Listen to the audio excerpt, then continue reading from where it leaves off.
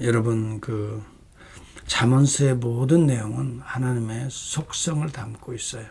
우리가 하나님을 제대로 알기를 원하면, 하나님의 모습을 가장 잘 이해하기를 원하면 잠언서를 보면 돼요. 그리고 우리가 고난에 대한 문제를 극복하기를 원해. 정말 어려움을 극복하기를 원하면 시편을 보면 돼요. 그 속에 예수 그리스도의 고난의 그림자의 모습이 다 담겨져 있고요. 그래서 어떻게 이겨내는가, 어떻게 고난을 승리하고 하나님 앞에 감사하며 영광을 돌리는가. 결국 고난은 구속을 이기는, 구속을 낳는, 구속을 잉태하는 그런 은혜의 과정이거든요. 자, 잠언서는 하나님의 모습이, 하나님의 속성이, 하나님의 그 놀라우신 지혜가 잠언서에는 아주 보석처럼 박혀 있어요. 결국 예수 그리스도의 지혜의 모습이고 하나님의 모습이고 동일하지요. 오늘도 역사하시는 하나님, 성령 하나님의 모습이에요. 원래 하나님의 모습을 가장 잘 이해하려면 하나님께서 최초에 무엇을 하셨는가를 생각하면 돼요. 여러분, 창세기 1장서부터 하나님이 존재합니다. 하나님이 그려지고 있습니다. 무엇이나 하나님으로 성실히 만들어 가시는 하나님으로 기록되고 있다는 거예요.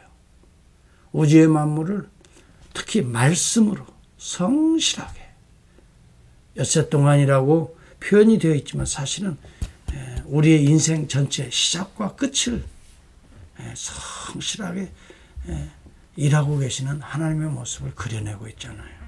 오늘도 일하시는 겁니다. 주님이 이 땅에 오셔서 일하셨습니다. 여러분, 그것이 오늘 우리의 삶에, 우리의 인생에, 또 우리의 공동체의 가정에 그 원리가 지금도 적용되고 있는 거예요. 세상 사람들은 하나님 없이 일하는 거예요.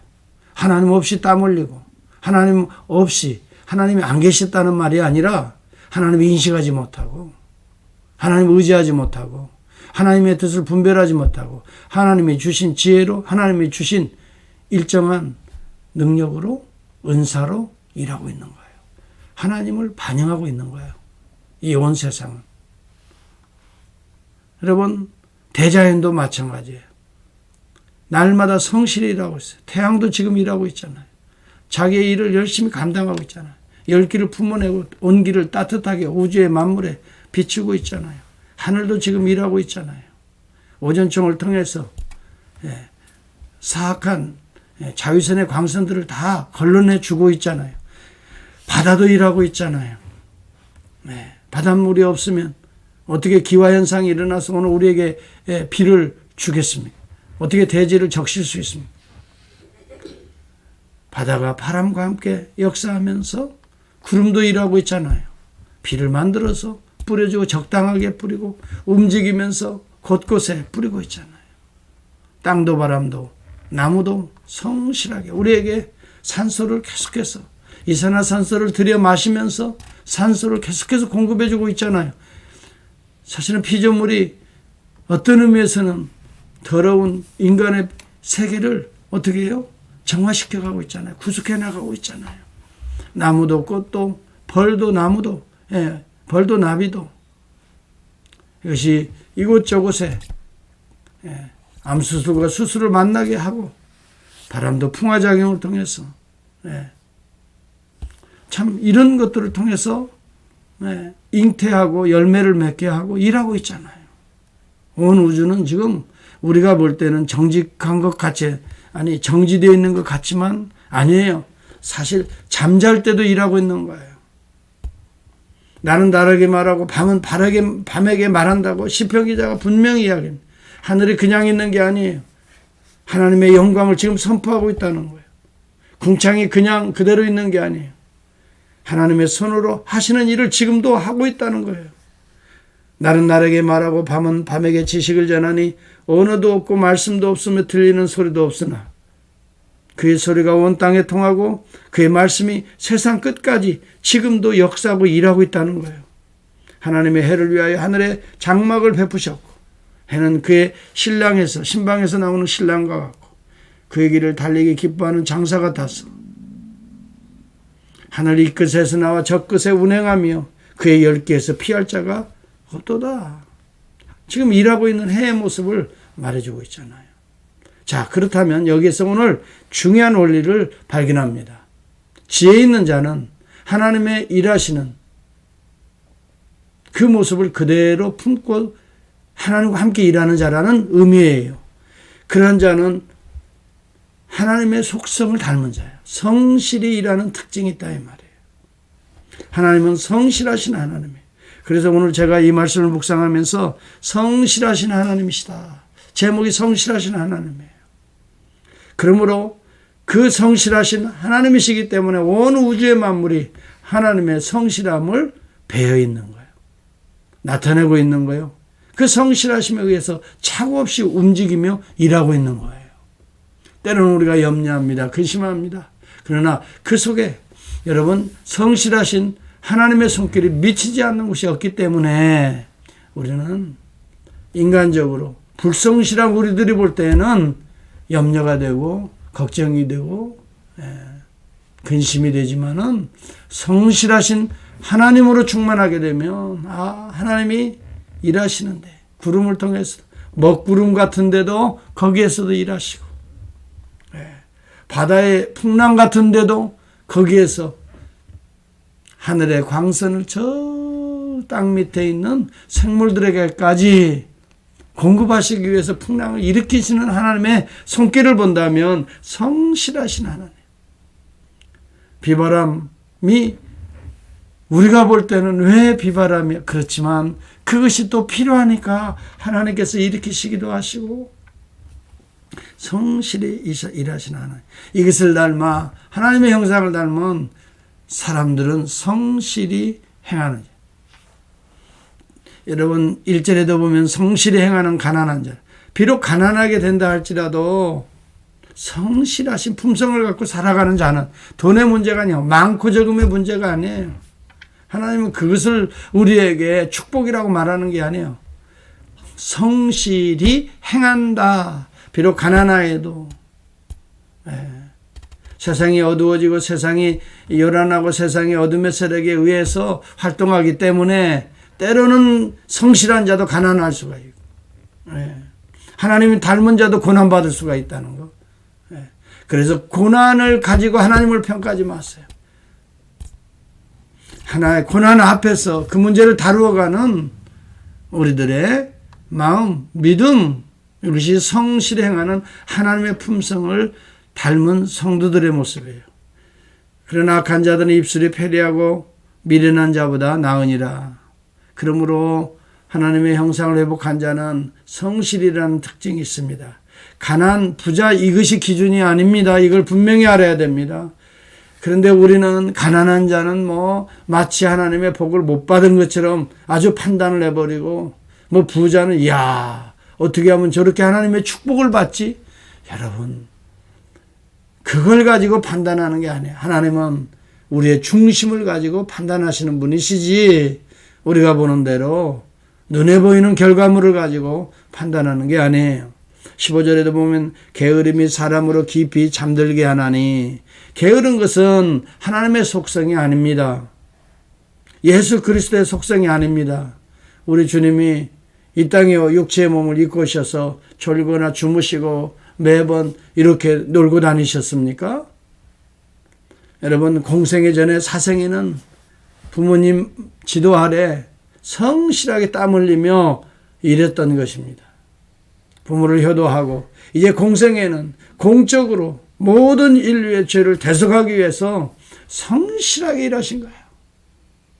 가는 곳마다 그렇게 피곤하셔도 새벽 미명에 한적한 곳을 찾으사 습관을 조차 매일매일 기도하시면서 여러분 기도도 성실하신 우리 주님의 모습을 반영하고 있잖아요. 아무리 피곤하셔도 기도하셨던 것을 성경은 기록하고 있어요.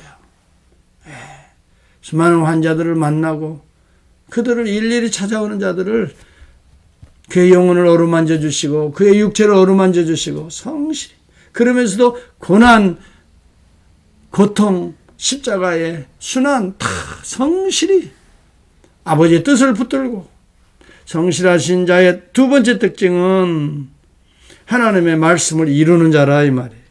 하나님의 뜻을 이루는 자라 이 말이에요. 하나님이 약속하신 것을 이루시는 자라 이 말이에요.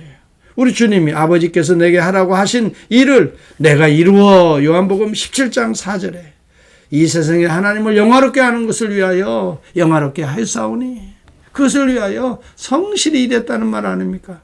하나님이 맡기신 구속의 사역을 위하여, 하나님의 나라를 심기 위하여 성실히 연약한 육체의 몸을 가지시고, 또 육체가 있기 때문에 때로는 피곤하고 육체가 가지고 있는 이 미혹도 있었고, 이 모든 것을 다 인내하며 이겨내시면서 성실히 주의 뜻을 아버지의 뜻을 성취하신, 그러므로 여러분, 우리는 우리의 계획과 생각을 가지고 땀 흘리며 그냥 고통받으며 그래도 이루어야지가 그렇게 몸부림치는 자들이 아니라 하나님의 뜻을 이루는 것을 위하여 성실하게 오늘 또 우리가 생각하고 판단하고 일하고 행동해야 한다는 거예요.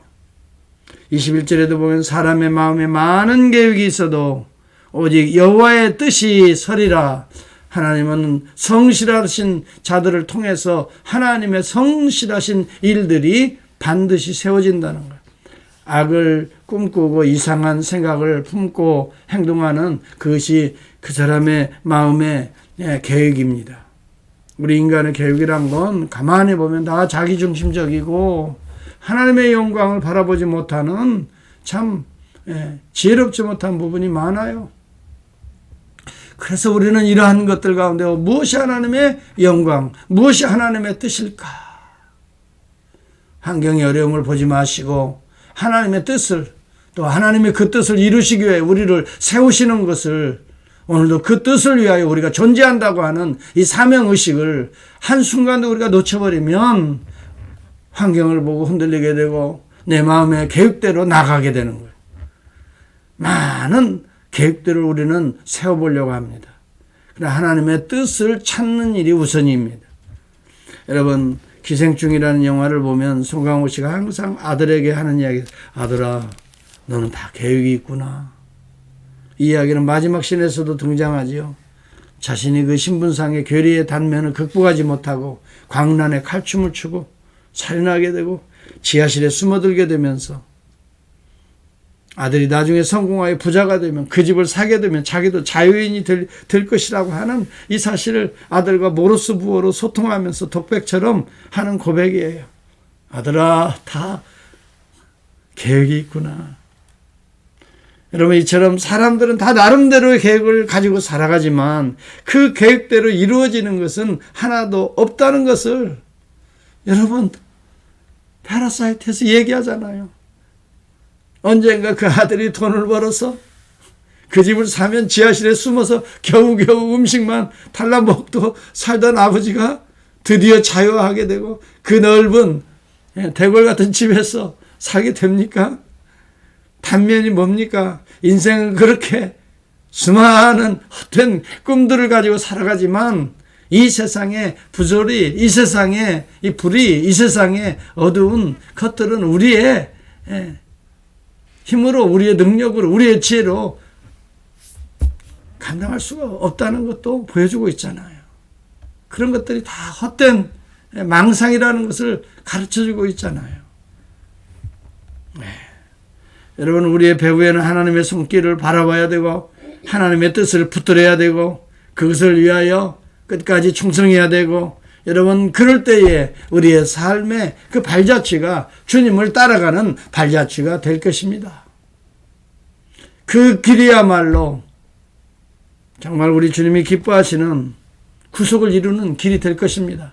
여러분, 오늘도 흔들리는 마음들을 추스리고 오늘 잠언 19장 한 절 한 절을 다시 한번 보면서 게으르거나 나태하지 말고 또 악한 생각을, 계획을 품지 말고 하나님의 지혜, 그리스도의 지혜, 예수 그리스도를 품고 거짓된 입술이 아니라 정직하고 성실한 입술이 되어서 하나님의 말씀을 지켜내는, 여러분, 말씀을 육화시키고 성취해내는 아버지께서 내게 하라고 하신 일을 내가 다 이루어 아버지께 영화롭게 하였사오니 이 주님의 고백, 나의 고백이 되도록 오늘도 나에게 맡겨주신 사명, 가정의 사명, 자녀들을 향한 우리 남편과 아내에 대한 하나님이 주신 이 고유한 사명, 나에게 맡기신 사명, 교회를 세우고 복음을 증가하고 어떻게든 여러분 이 땅에 하나님의 나라를 세우다가 주님 앞에 부름을 받는 정말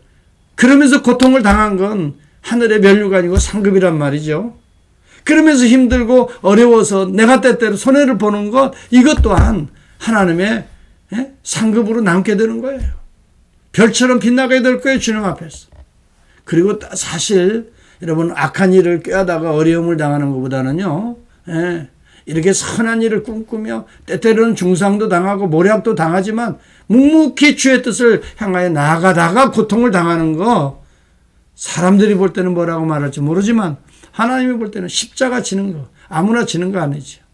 좁은 문 좁은 길 가는 거 여러분 오늘 주어진 우리 환경 속에서 주어진 여건 속에서 정말 우리 주님의 뜻을